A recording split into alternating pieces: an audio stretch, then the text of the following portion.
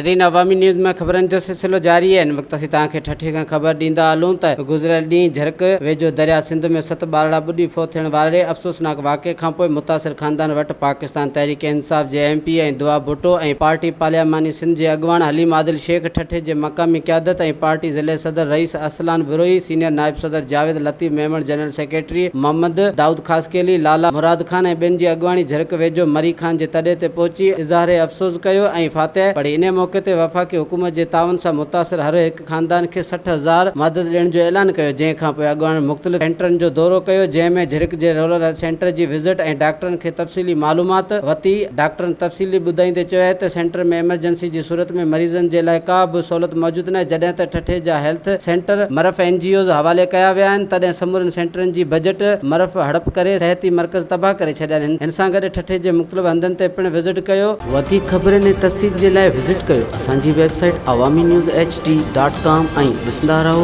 Awami news HD।